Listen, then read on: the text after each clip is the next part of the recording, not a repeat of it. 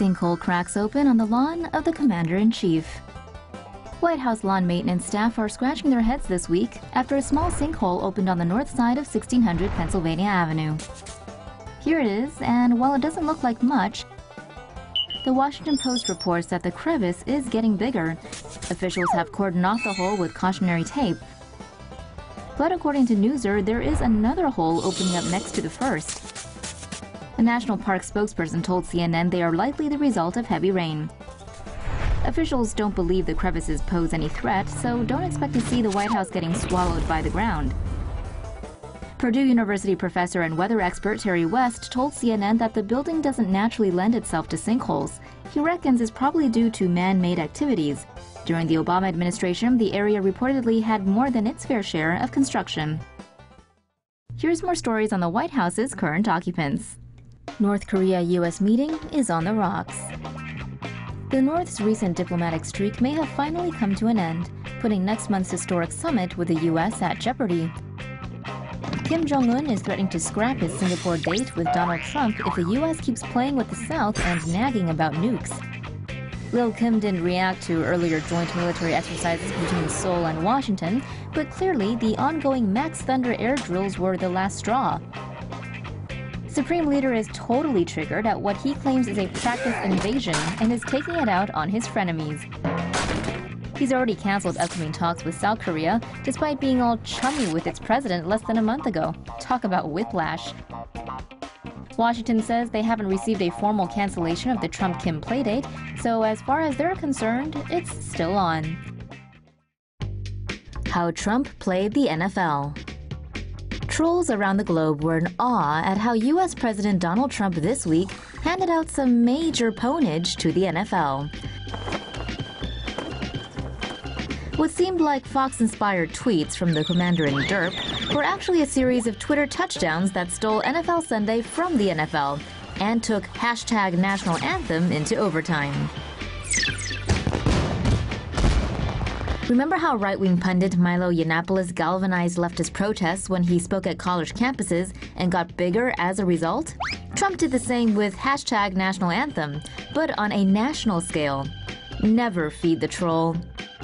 And then there's NFL Sunday love for the flag itself.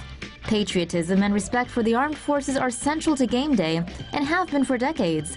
The fans love it for this. In other words, taking a knee isn't as good for business as saluting the flag and troops.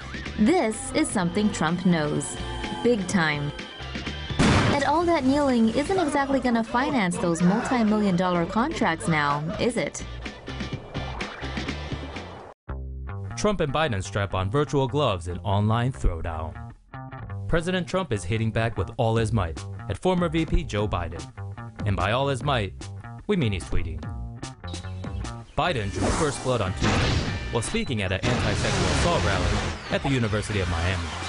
In reference to Orangina's grabbing by the kitty cat comment, Biden said he'd beat the hell out of Trump if they were in high school together back in the day. Naturally, there was no way Trump was going to take that lying down. The Commander-in-Chief took to Twitter saying, "Crazy Joe Biden is trying to act like a tough guy. Blah blah blah, but he would go down fast and hard, crying all the way down. Don't threaten people, Joe. Give the American people what they want. A no-holds-barred beatdown between two geriatrics. Acting like children." Trump versus Biden, coming soon to pay-per-view. Melania has surgery for benign kidney condition. Trump is in the hospital. Sorry, not that one. The First Lady is recovering after undergoing a successful surgery. First Lady Melania Trump underwent an embolization procedure to treat a benign kidney condition at Walter Reed National Military Medical Center on Monday morning. The White House said the surgery was successful with no complications and that the First Lady would most likely remain in the hospital for the duration of the week. During an embolization procedure, blood supply is cut to a certain part of the body in order to stop oxygen flow to the affected area.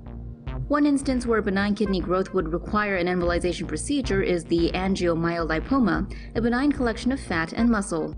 According to CBS News, embolizations can also be used to treat aneurysms or artery bulges and arteriovenous malformation or abnormal artery and vein connections. The president even took time out of his bigly busy schedule to send his White House roommate a tweet. Aw, did he get her a card too? Trump feeds koi angers the media, which angers the right. So, the commander-in-chief is currently prancing around Asia, and his first stop was in Japan to hang out with Playdate Japanese Prime Minister Shinzo Abe. As part of the welcoming ceremony, Trump and Abe went to feed some koi fish on the grounds of Akasaka Palace. The two leaders both took turns dumping boxes of fish food into the pond, except one hilarious photo that captured only Trump dumping his box. The media and Twitter were immediately triggered and went into attack mode. But the thing is, Trump was only following Abe's lead. But of course, this in turn triggered the right. Now everyone is triggered again.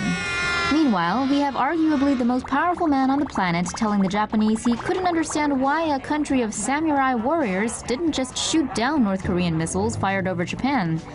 Maybe Trump should send some cowboys to help out. Hooray? Fox News reports that a new fleet of presidential limousines is set to debut this summer, with one of the Cadillacs already in the possession of the Secret Service. Wrapped in black and white camouflage during its testing phase, the new presidential vehicle is expected to sport styling elements similar to Cadillac's CT6 sedan. Known as Cadillac One, or by the Secret Service as the Beast, it will use a Kodiak medium-duty truck frame with custom-made body panels. The 7-seat interior is sealed to protect against a biological or chemical attack, with windows that can withstand armor-piercing bullets. The current edition of the Beast has a 20-centimeter thick heavy armor-plated doors and reinforced steel plate running underneath the vehicle to protect it from roadside bombs. The presidential limousine has tear gas cannons and a night vision camera, as well as a pump-action shotgun. Extra weapons, an oxygen supply, and bottles of the president's blood type are also on board. The fuel tank is armor-plated and encased in foam to prevent it from exploding. The Kevlar-reinforced tires are puncture and shard resistant, with steel rims that allow the car to continue driving if the tires are destroyed. Unlike the CT6, the Beast probably will not use the CT6's semi-autonomous drive system. Instead, it will always be driven by a highly trained agent who's skilled in defensive and evasive driving techniques. The vehicle bears the American flag and the presidential standard while traveling domestically. Cadillac has built every presidential vehicle since 1993. Cadillac president Johan de Nijssen told Fox News that the presidential vehicles have always been part of Cadillac's heritage and tradition, one they hope to carry on in the future.